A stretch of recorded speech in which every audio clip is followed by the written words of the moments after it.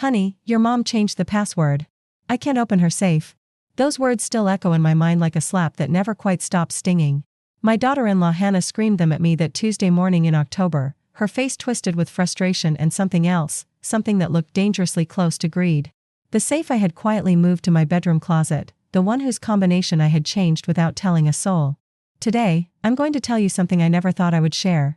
And if for even a second this feels familiar, I only ask that you like this video and subscribe. It will help me keep opening my heart. I remember standing there in my Brooklyn brownstone kitchen, my hands trembling as I gripped the edge of the marble counter my late husband Robert had installed 23 years ago. The morning light filtered through the lace curtains I had sewn myself, casting shadows that seemed to dance mockingly across the worn linoleum floor. Hannah's voice had cut through the peaceful silence like a knife through silk, shattering what little tranquility I had managed to create in my 72 years of life. My son Michael stood behind her, his face a mask I no longer recognized. Gone was the little boy who used to climb into my bed during thunderstorms, who would wrap his small arms around my neck and whisper, "Mommy, you make the scary sounds go away." This man before me had the same green eyes, the same stubborn chin, but something essential had been hollowed out, replaced by an uncomfortable shifting from foot to foot and an inability to meet my gaze. The safe. Such a simple thing, really.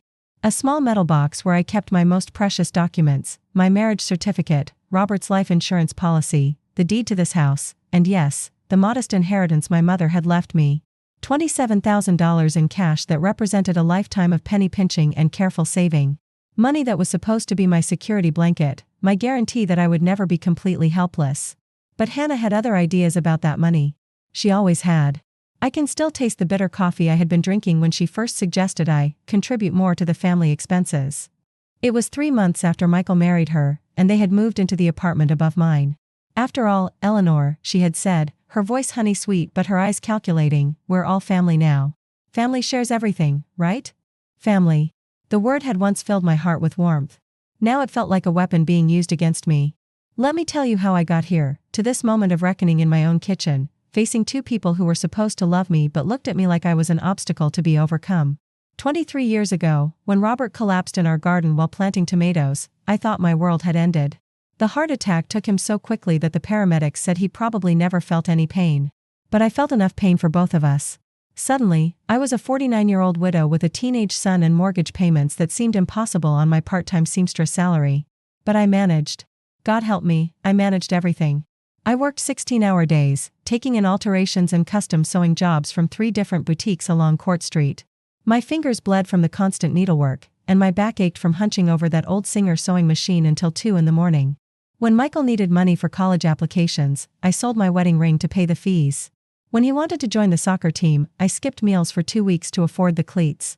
Every sacrifice felt worth it when I saw him graduate from Brooklyn College with his business degree. Every sleepless night seemed justified when he landed his first real job at a financial firm in Manhattan. I had done it. I had raised a good man who would make his way in the world with dignity and kindness. Or so I thought. Michael met Hannah at some company networking event. She was 28 to his 31, blonde and polished in a way that made me immediately conscious of my gray hair and calloused hands. When he brought her home for dinner that first time, she looked around my modest living room with barely concealed disdain, her gaze lingering on the second-hand furniture and faded wallpaper. "Your mother has such a quaint decorating style," she told Michael later, not bothering to lower her voice. I was washing dishes in the kitchen, but our apartment wasn't large enough to hide cruel words. Still, I tried to welcome her. When they got engaged, I threw them an engagement party with money I couldn't afford to spend. I bought a new dress for the first time in 5 years, something cheerful and yellow, hoping to make a good impression on her family. But at the party, I overheard her telling her mother, "Michael's mom tries so hard, it's almost painful to watch. I just hope she doesn't expect to be too involved once we're married." I should have seen the warning signs then. But love makes us blind, doesn't it? And I loved my son so desperately, so completely, that I was willing to overlook anything that might threaten my relationship with him. The wedding was beautiful, I suppose. Hannah wore a dress that cost more than I made in 6 months, and the reception was at some fancy venue in Park Slope that served tiny portions of food I couldn't pronounce. I sat at a table near the back, watching my son dance with his new wife, trying to convince myself that the ache in my chest was just happiness overwhelming my old heart. After the honeymoon, they moved into the apartment upstairs from mine. It seemed natural. The building had been in Robert's family for 40 years, and there was a comfortable 2-bedroom unit that had been vacant since his elderly aunt passed away. Michael could save money on rent, and I would have family close by. What I didn't expect was how quickly close by would become too close for Hannah's comfort. The demands started small. Could I watch their mail when they went out of town? Could I water their plants? Could I walk their new puppy, Max, when they worked late? Of course, I said yes to everything. I was grateful to be needed, happy to feel useful in their young lives. But then the requests grew larger, and more frequent, and more expensive. "Mom, we're really struggling with these student loan payments," Michael said one evening, standing in my doorway with that sheepish expression I remembered from his childhood. "I know it's a lot to ask, but could you help us out? Just until I get that promotion at work? $500. That's what he needed. It seemed reasonable. My boy was working hard, trying to build a life, and wasn't that what mothers were supposed to do? Support their children through difficult times? I wrote the check without hesitation. But the promotion never came. Or rather, it did come, 6 months later, but by then there had been other emergencies. Hannah's car broke down, another $800. Their kitchen appliances needed replacing, $1,200. There was always something, always some crisis that required my immediate financial intervention. And I gave it, every time. Because when your child asks for help, what kind of mother says no? Hannah had a particular talent for making these requests sound like they were doing me a favor. "Eleanor, we know how much you enjoy contributing to the family," she would say, her smile bright and sharp as a blade. "It must make you feel so good to know you're helping us build our future." It did make me feel good, at first. But after 2 years of this, my savings account was looking thin, and I was starting to feel more like an ATM than a beloved mother and mother-in-law. The breaking point should have been Michael's 30th birthday party. Hannah threw him a surprise party at some expensive restaurant in Manhattan, inviting all their young professional friends. I wasn't invited, but I found out about it when I saw the photos on Facebook, my son surrounded by laughing people I'd never met, cutting a cake I hadn't known existed. When I asked Michael about it the next day, he had the grace to look embarrassed. "Mom, it was just a work thing. You wouldn't have enjoyed it, lots of boring talk about quarterly reports and office politics." But I had seen the photos. I had seen the joy on his face, the easy way he laughed with these strangers who had somehow become more important to him than the woman who had raised him alone. That night, I sat in my kitchen and did something I hadn't done since Robert's funeral. I cried. Not the gentle tears of temporary sadness, but the desperate, ugly sobbing of someone who realizes they have become invisible in their own life. Still, I told myself it would get better. Young couples need time to establish themselves.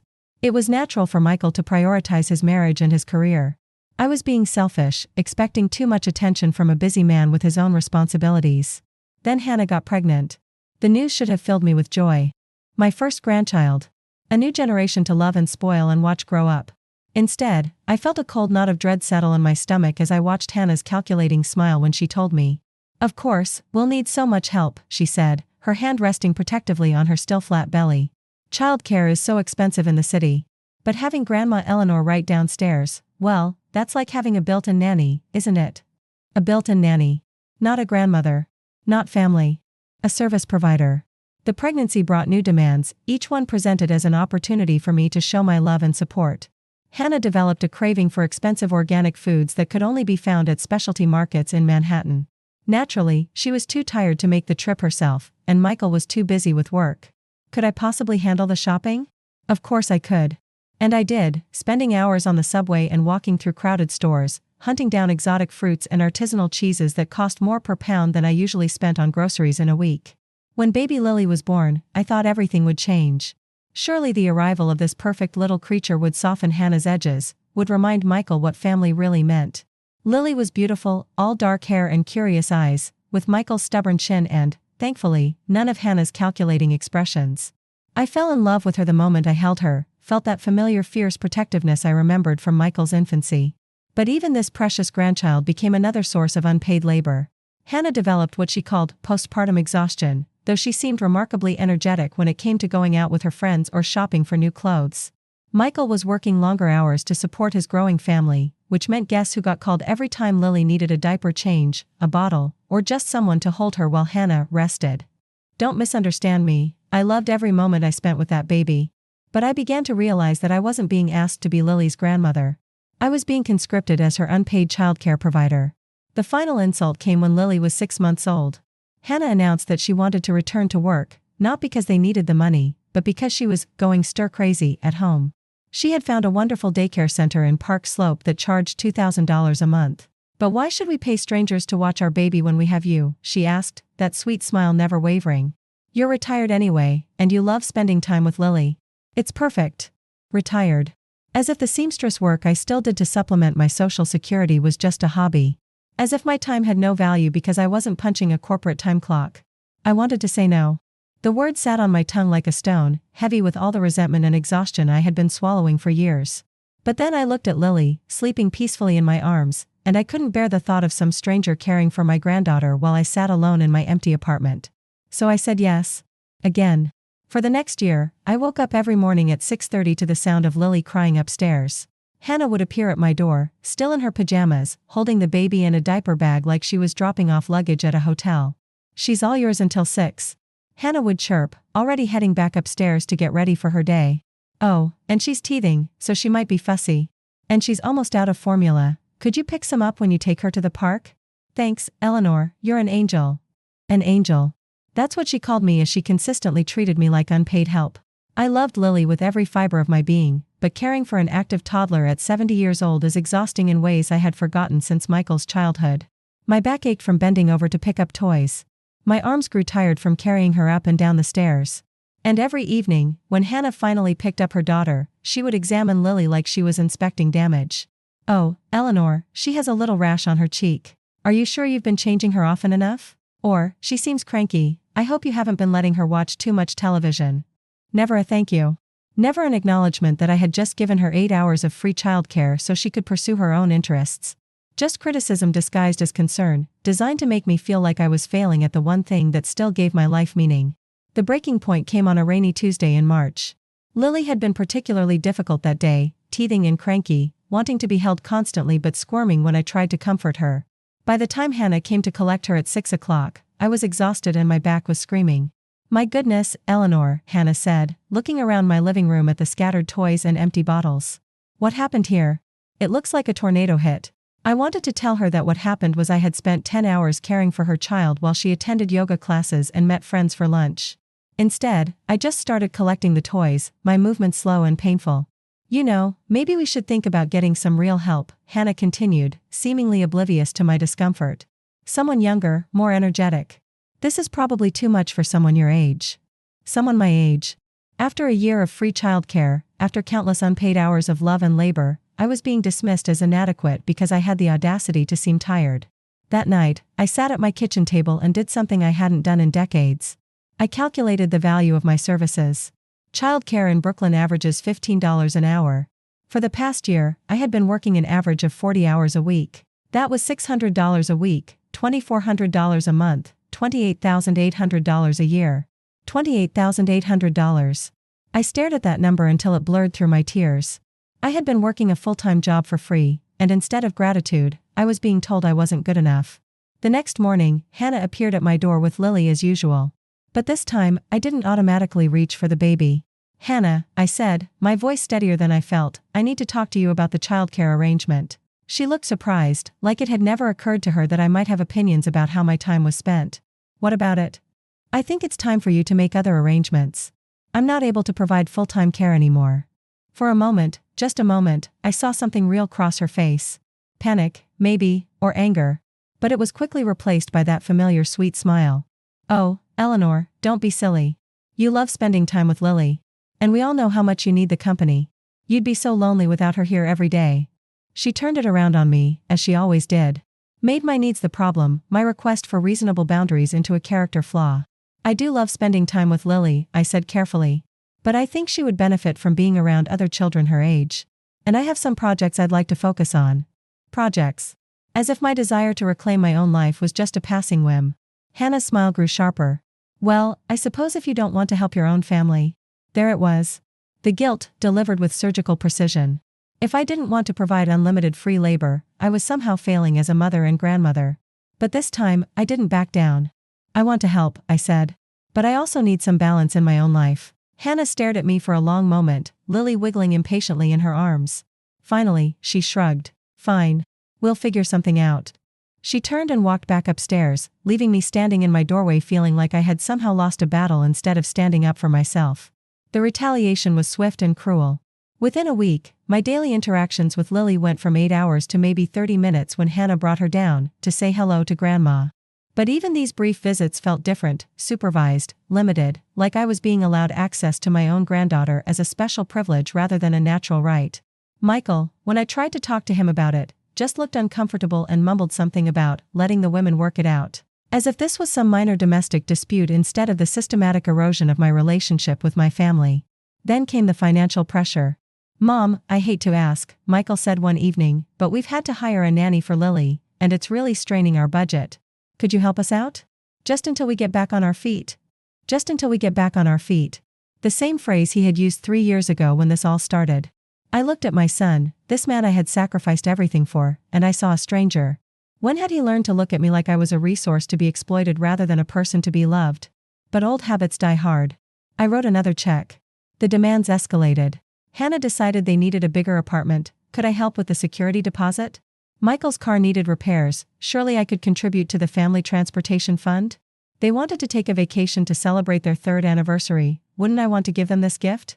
Each request was accompanied by emotional manipulation so subtle I almost didn't recognize it for what it was. Hannah had perfected the art of making her demands sound like she was doing me a favor by accepting my money. And Michael had learned to look just wounded enough when I hesitated, just disappointed enough to make me feel like a selfish old woman for wanting to keep any resources for myself. My savings account, built up over decades of careful living and Robert's modest life insurance policy, began to dwindle. But what choice did I have? These were my family, my only family. If I didn't help them, who would? And if I refused to help them, would I lose them entirely? The isolation was the worst part.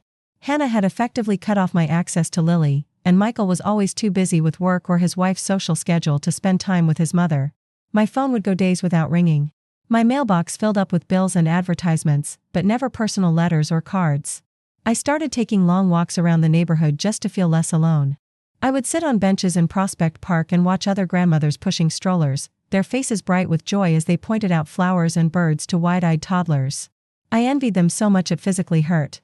One particularly low evening, I called Michael just to hear his voice. "Hi, Mom. Can't really talk right now, we're having people over for dinner." "Oh," I said, trying to keep the disappointment out of my voice. "Anyone I know?" "Just some friends from work. Adults only, you know how it is." I didn't know how it was. I had never been invited to these adult dinners, never been introduced to these friends from work. As far as Michael's social circle knew, he might have been motherless. "Maybe we could have lunch this weekend?" I suggested. "This weekend's pretty packed. Hannah's got us booked solid with kid activities and errands. Maybe next weekend?" Next weekend never came, of course. There was always something more important, more pressing, more worthy of his attention than his aging mother. I began to understand why some elderly people seem to shrink into themselves, becoming smaller and quieter with each passing year. It's not just age that diminishes us, it's the gradual realization that we have become inconvenient to the people we love most. But the cruelest blow was yet to come. I discovered it by accident, the way we discover most painful truths. I had gone upstairs to return a package that had been delivered to my door by mistake, something for Hannah from one of those expensive online boutiques she favored. Their door was slightly ajar, and I could hear voices from the kitchen. "Can't keep asking her for money forever," Michael was saying. "Why not?" That was Hannah, her voice sharp with impatience. "She's got plenty saved up, and it's not like she's spending it on anything important. At least this way it's staying in the family." "I know, but I feel weird about it sometimes. She worked so hard for that money." Hannah's laugh was cold, calculating. "Michael, she's 72 years old. What is she going to do with it? Take up skydiving? We're her only family. That money is going to be ours eventually anyway, so what difference does it make if we get it now when we actually need it?" I stood frozen in the hallway, the package clutched to my chest like a shield. They were talking about my money, my nest egg, my security, my independence, like it was already theirs. Like I was just a temporary inconvenience standing between them and their inheritance. "Besides," Hannah continued, "it makes her feel useful. You see how happy she gets when she can help us out. We're really doing her a favor by letting her contribute."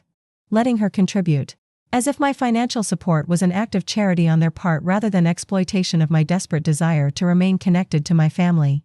I set the package quietly on the floor outside their door and crept back downstairs, my heart pounding so hard I thought it might burst. In the safety of my own apartment, I finally let myself feel the full weight of what I had heard. They didn't love me. They tolerated me. They saw me as a source of funds, not as a person worthy of respect and affection. All those checks I had written, all those sacrifices I had made, none of it had been appreciated or valued. It had just been expected, like taxes or utility bills. That night, I did something I should have done years ago. I went to my bedroom closet and pulled out the small safe where I kept my most important documents. Inside was the remainder of my savings, about $27,000 in cash that I had been holding back for real emergencies. I changed the combination from Michael's birthday to a random series of numbers that meant nothing to anyone but me. Then I moved the safe to a different hiding place, tucked behind winter coats I rarely wore. It was a small act of rebellion, but it felt like the first honest thing I had done in years.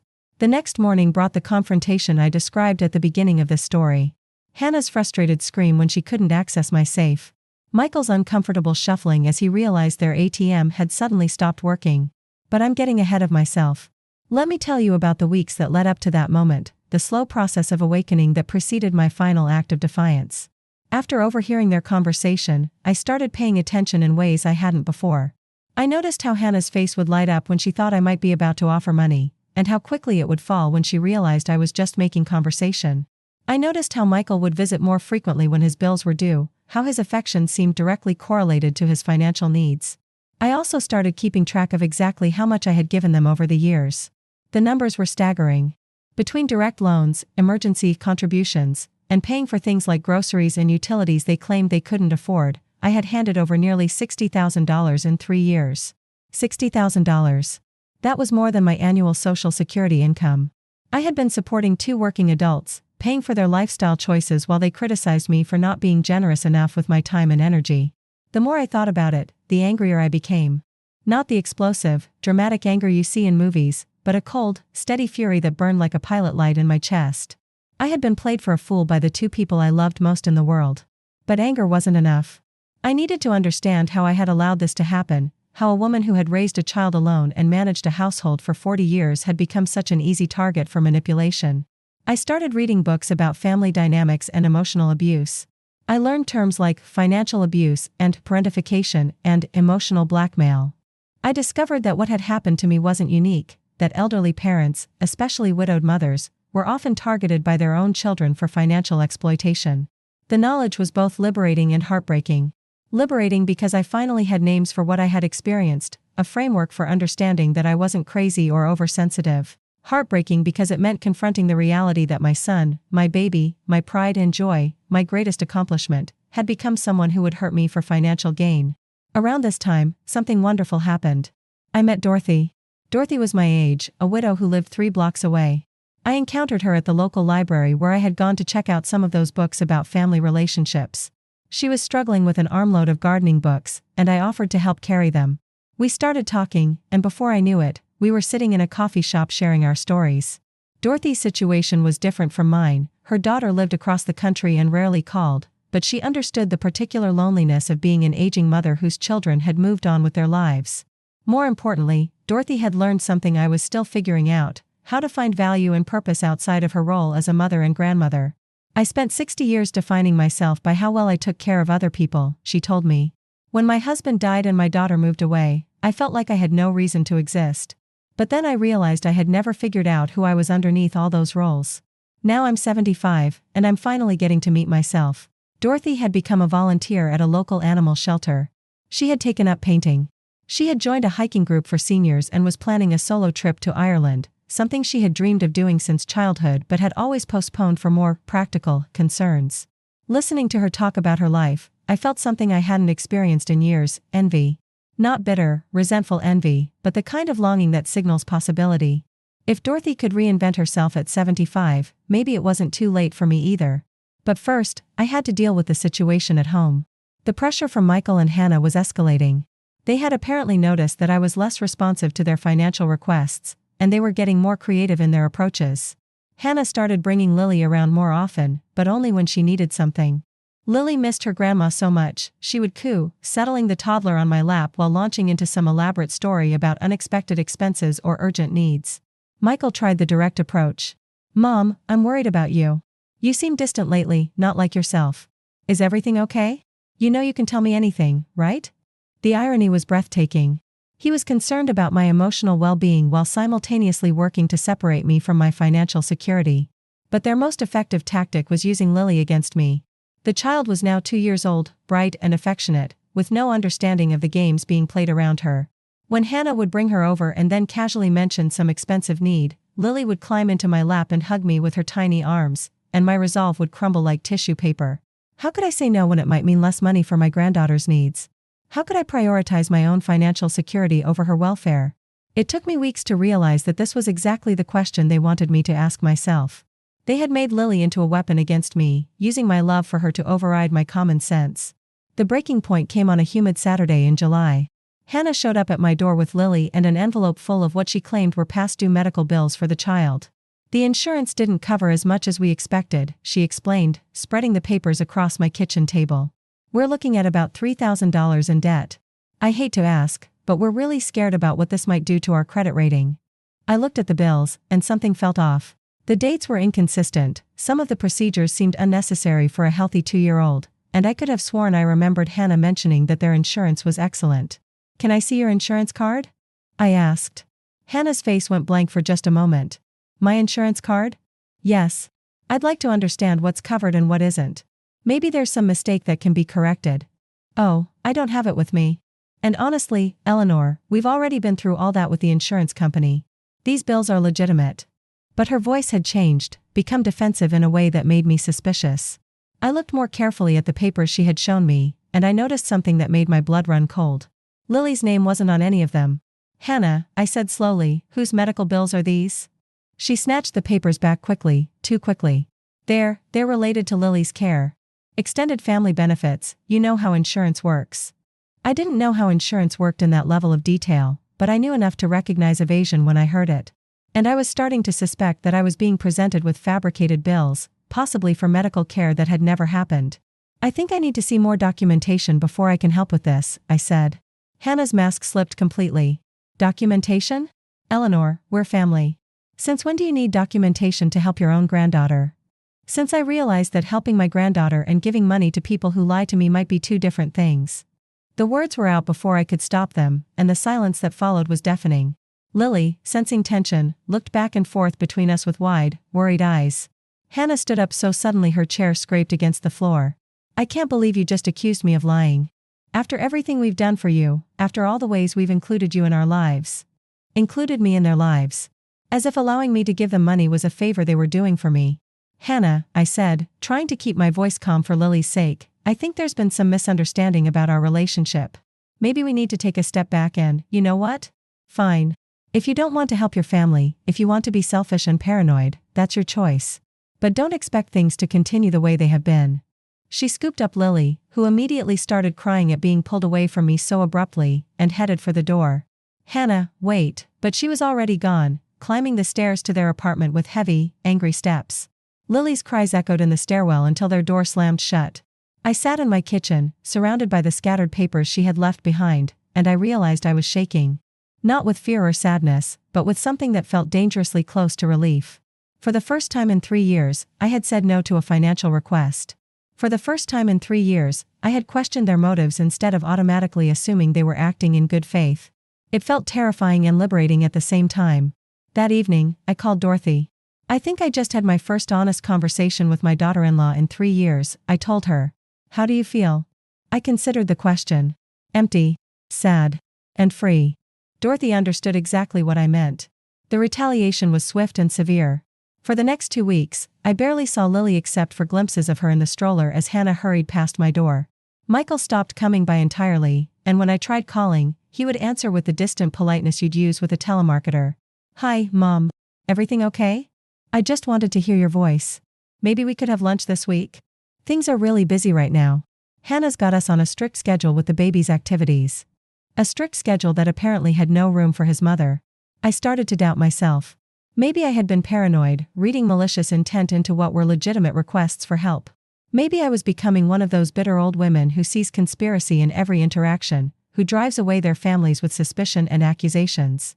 But then I remembered those medical bills with no names on them, Hannah's evasive answers, the conversation I had overheard about my money being theirs eventually anyway. No. I hadn't been paranoid. I had finally been honest. Still, the isolation was crushing.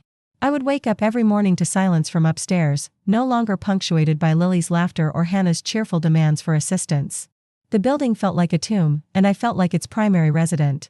It was during this period of exile that I made the decision to change the combination on my safe.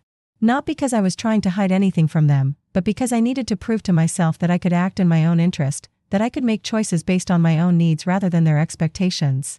The safe was small but heavy, a metal box Robert had bought years ago to protect our important documents from fire or theft. Inside were my birth certificate, my social security card, the deed to the building, Robert's life insurance papers, and yes, $27,000 in cash. The cash represented a lifetime of small savings, $5 set aside from grocery money, $10 saved by walking instead of taking the bus, $20 earned by hemming a neighbor's curtains. It was my security, my independence, my guarantee that I would never be completely helpless. Changing the combination felt like the most rebellious thing I had ever done. The old combination had been 0-3-1-5, March 15th, Michael's birthday. The new combination was 0-8-2-7, August 27th, the day Robert and I had gotten married 43 years ago. I was reclaiming something that had always been mine. The confrontation came 3 days later, on that Tuesday morning I described at the beginning. Hannah had apparently been trying to access the safe, for what reason, I could only guess, and had discovered that the combination no longer worked.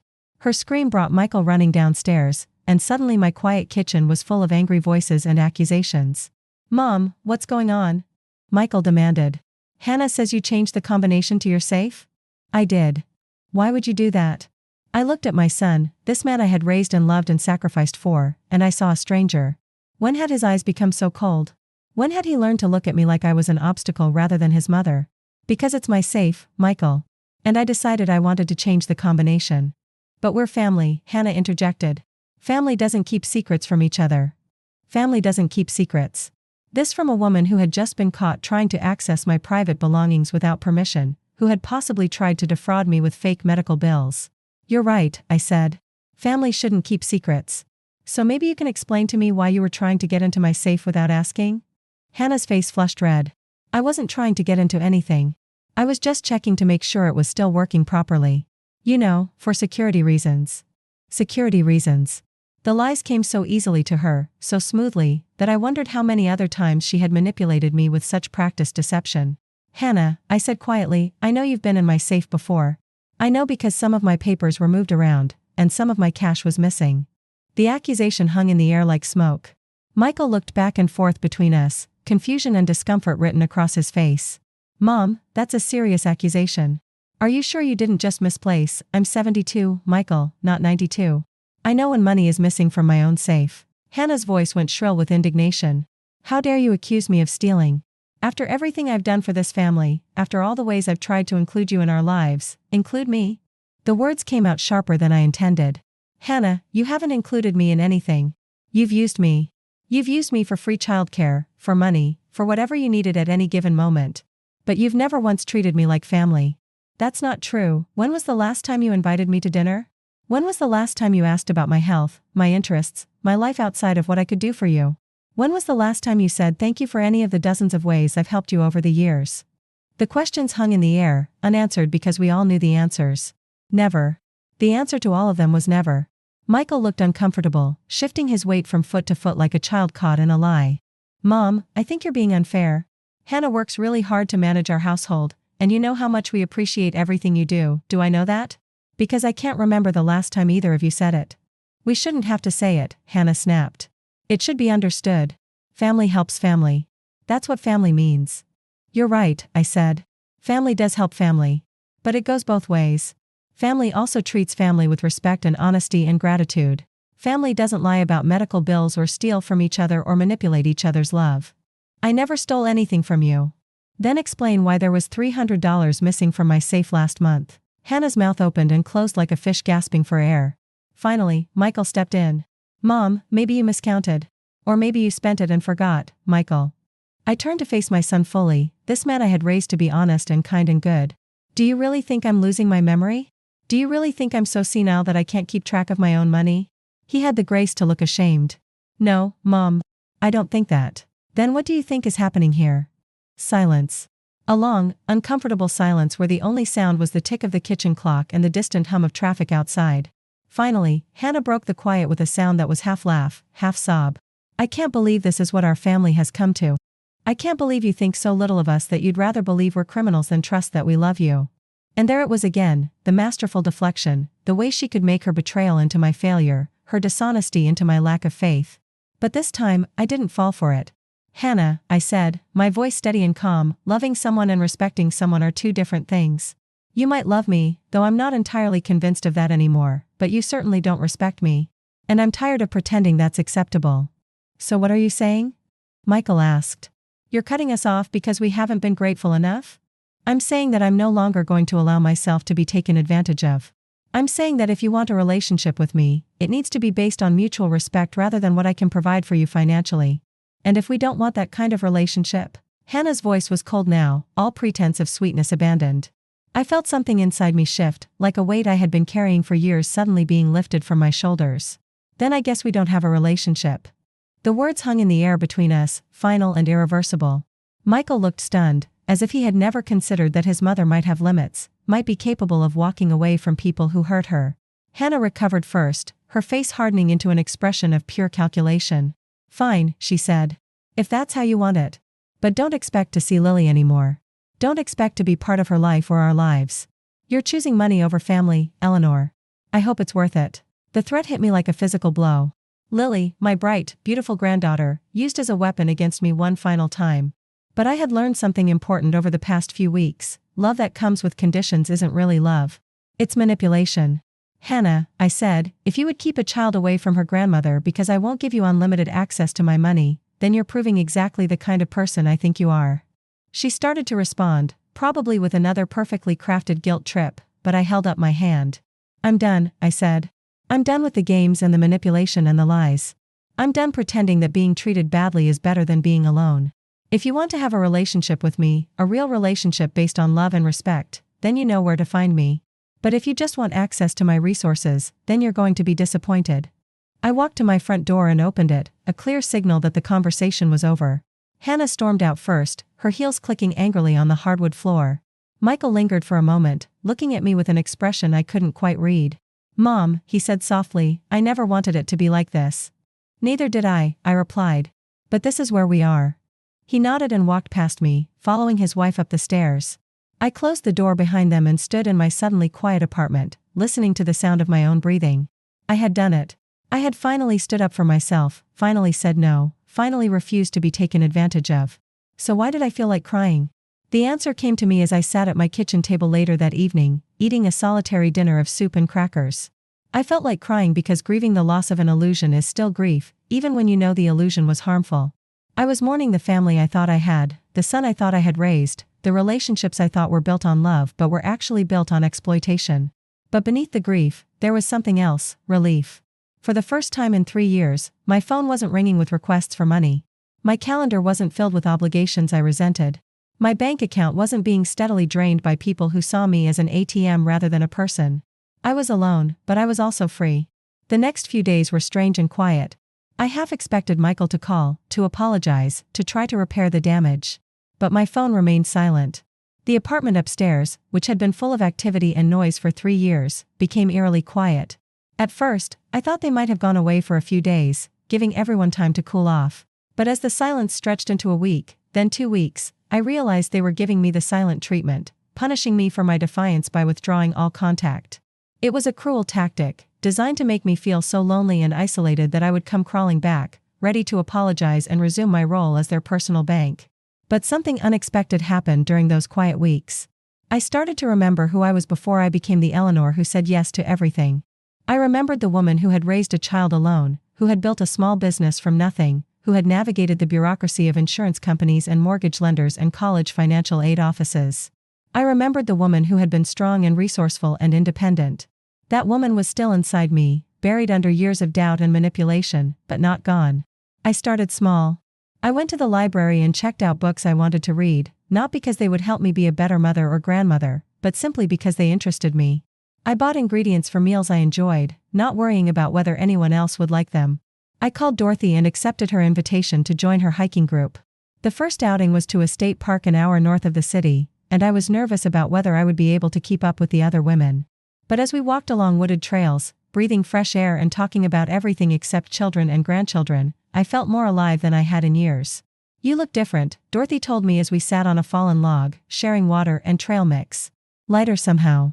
I knew what she meant. I felt like I had been holding my breath for 3 years and was finally able to exhale. That evening, I did something I hadn't done since Robert died. I bought a bottle of good wine and drank a glass while watching the sunset from my bedroom window. The wine was a small luxury, something I would have denied myself in the past because there were always more important things to spend money on. But there weren't more important things to spend money on, I realized.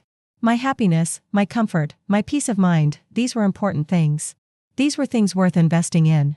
The breakthrough came 6 weeks after the confrontation, on a Saturday afternoon when I heard familiar voices in the hallway outside my apartment. Michael and Hannah were coming home from some outing, and I could hear Lily's bright chatter mixed with their lower tones. My first instinct was to hide, to pretend I wasn't home so I wouldn't have to face the awkwardness of seeing them. But then I caught a glimpse of Lily through my peephole, and my heart clenched with longing. She had grown in the 6 weeks since I'd seen her last. Her hair was longer, pulled back in a little ponytail that made her look more like a little girl than a toddler. She was carrying a small backpack and wearing sneakers that lit up when she walked. Without thinking, I opened my door. Lily. She turned at the sound of my voice, and her face lit up with the kind of pure joy that only children possess. Grandma Eleanor. She started to run toward me, but Hannah caught her arm. No, sweetie. Grandma Eleanor is busy right now. But I want to hug her. Another time, Lily. Come on. Hannah's voice was cold, but I could see uncertainty in her eyes. She hadn't expected me to open my door, hadn't prepared for this moment. Hello, Lily, I said, ignoring Hannah and focusing entirely on my granddaughter. I missed you. I missed you too. Mommy, can I show Grandma Eleanor my backpack? It has flowers on it. Lily, we need to go upstairs now. But Lily was 2 years old, and 2-year-olds don't understand adult politics. She pulled away from Hannah's grip and ran to me, throwing her small arms around my legs. The hug lasted maybe 10 seconds, but it was the best 10 seconds I'd had in weeks. I breathed in the scent of her hair, felt the solid warmth of her small body, and remembered why I had fought so hard to maintain my place in this family. But I also remembered why I had needed to set boundaries in the first place. I love you, Lily, I said, kneeling down to her level. I love you so much. I love you too, Grandma Eleanor. Why don't you come upstairs anymore? The question was innocent, guileless, but it hit me like a punch. How do you explain adult dysfunction to a child?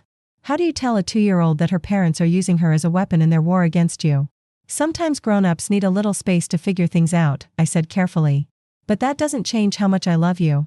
Hannah stepped forward then, her face tight with anger. Lily, come on. Now. But I want to stay with Grandma Eleanor, now, Lily. The sharpness in Hannah's voice made Lily's eyes fill with tears. She looked back and forth between her mother and me, confusion and hurt written across her face. I wanted to scoop her up, to carry her into my apartment where we could play and laugh and pretend the adult world didn't exist. But I couldn't do that without making things worse for everyone, especially for Lily. Go with Mommy, I said gently. Maybe we can play together soon. As Hannah led Lily upstairs, the child kept looking back at me over her shoulder, her expression heartbreakingly plaintive. It took every ounce of willpower I possessed not to chase after them, not to apologize for everything just to make that look go away. But I held my ground. Because I had learned something important in those 6 weeks of silence, my granddaughter needed to see me as a woman with self-respect, not as someone who would accept any treatment just to avoid being alone. That night, I made a decision that surprised even me. I booked a trip to Ireland. It wasn't an impulsive decision, though it felt like one.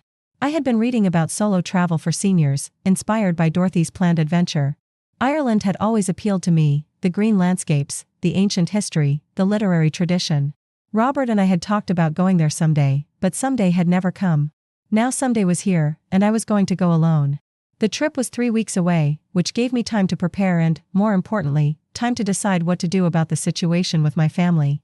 I could continue the silent standoff indefinitely, or I could try one more time to reach out and build something healthier. I chose the latter, but on my own terms. I wrote a letter to Michael. Not an email or a text, but an actual handwritten letter on good stationery I found buried in my desk drawer. It took me several drafts to get the tone right, firm but not harsh, honest but not accusatory. Dear Michael, I wrote. I'm writing to let you know that I'll be traveling to Ireland for 2 weeks in October. This isn't an attempt to manipulate you or make you feel guilty. It's simply something I've decided to do for myself. I also want you to know that I love you, just as I've always loved you. That will never change, no matter what happens between us. But I also need you to understand that love and respect must go hand in hand. I'm no longer willing to accept a relationship where one exists without the other. If you'd like to talk before I leave, you know where to find me.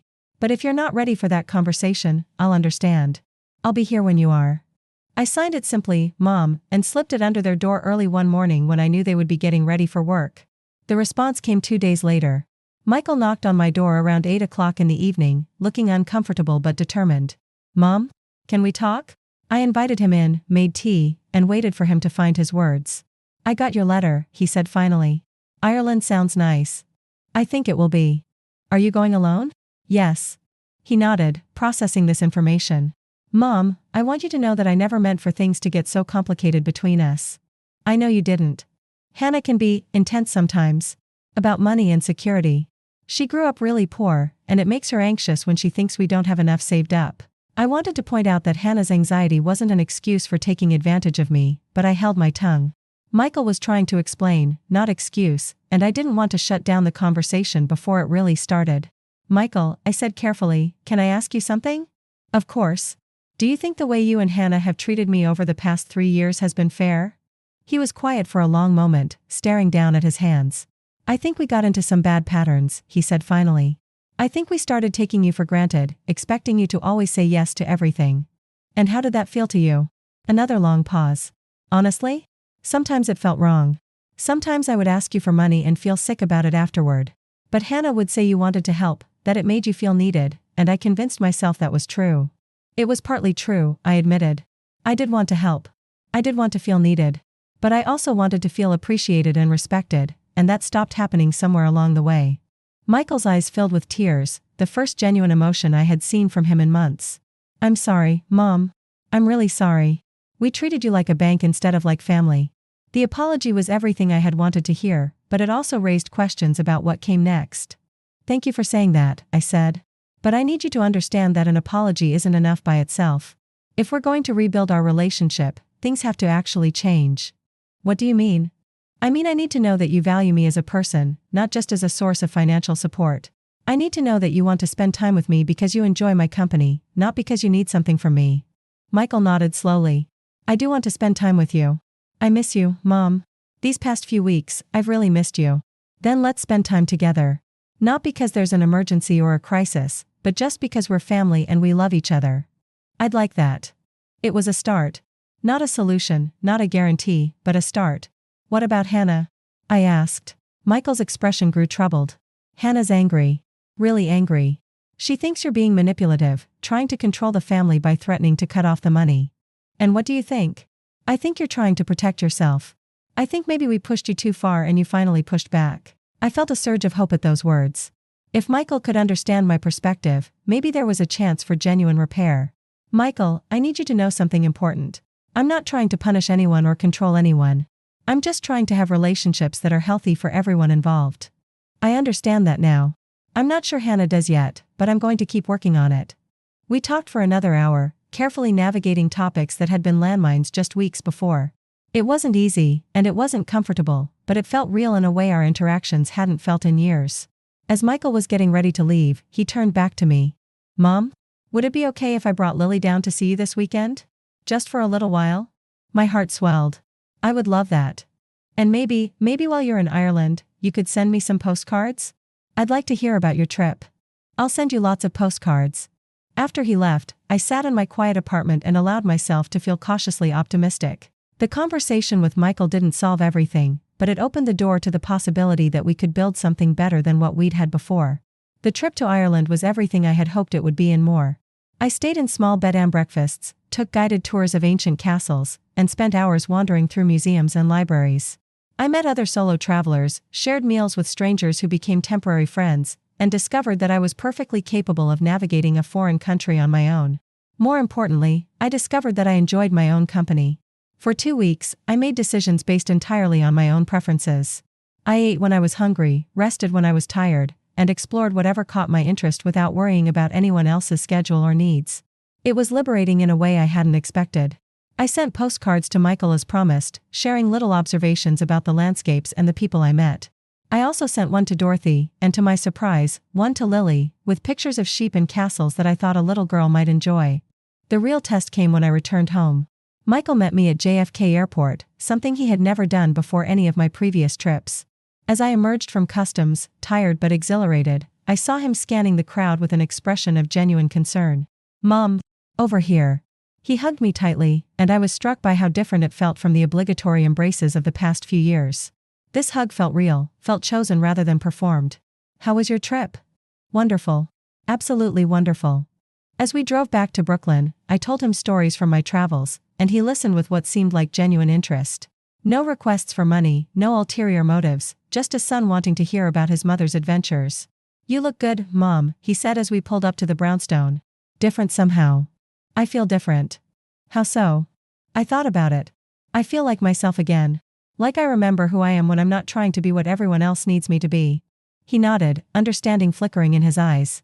The situation with Hannah remained complicated. She wasn't openly hostile anymore, but she kept her distance, limiting our interactions to brief, polite exchanges when we happened to encounter each other in the hallway. It wasn't ideal, but it was better than the manipulation and exploitation that had characterized our previous relationship. More importantly, my relationship with Lily began to heal. Michael started bringing her down for regular visits, real visits, not just opportunities to ask for money. We would bake cookies together, read books, and work on simple art projects. Hannah seemed resigned to these visits, perhaps recognizing that cutting me off completely would hurt her daughter more than it would hurt me. The financial boundaries I had established held firm. When Michael and Hannah had a genuine emergency several months later, their car broke down and needed expensive repairs, I was willing to help, but on different terms than before. "I can loan you $1,500, I told Michael. "We'll draw up a simple repayment schedule, and you can pay me back over the next year." "You want us to sign papers?" "I want us to treat this like the business transaction it is, instead of pretending it's a gift and then resenting each other when expectations aren't clear." To my surprise, Michael agreed readily. Even more surprisingly, he and Hannah stuck to the repayment schedule, sending me a check every month until the loan was paid off. The formal structure seemed to make them more comfortable with accepting help, and it made me more comfortable with providing it.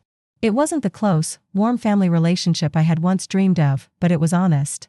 It was based on mutual respect rather than exploitation. And it was sustainable in a way our previous dynamic had never been. 6 months after my return from Ireland, I made another big change. I started volunteering at a local literacy center, helping adults learn to read. The work was challenging and rewarding, and it connected me with people who appreciated my skills and experience. I also joined a book club, took up watercolor painting, and yes, planned another solo trip, this time to New Mexico to see the desert landscapes I had always wondered about. My life became fuller and richer than it had been in years, but not because I had repaired my relationship with my son and daughter-in-law. It became richer because I had repaired my relationship with myself. The real transformation wasn't in how my family treated me, though that did improve. The real transformation was in how I treated myself. I stopped apologizing for taking up space in the world. I stopped accepting poor treatment because I was afraid of being alone. I stopped defining my worth by how useful I was to other people. Instead, I learned to value my own thoughts, my own interests, my own needs. I learned that being alone and being lonely are two different things, and that it's possible to be surrounded by people and still feel desperately isolated if those relationships aren't built on genuine love and respect. A year after that confrontation in my kitchen, I found myself in a very different place. Not just geographically, though my adventures had taken me to places I had never imagined visiting, but emotionally and psychologically. I was having coffee with Dorothy one Saturday morning, sitting on a bench in Prospect Park and watching families with young children play on the nearby playground.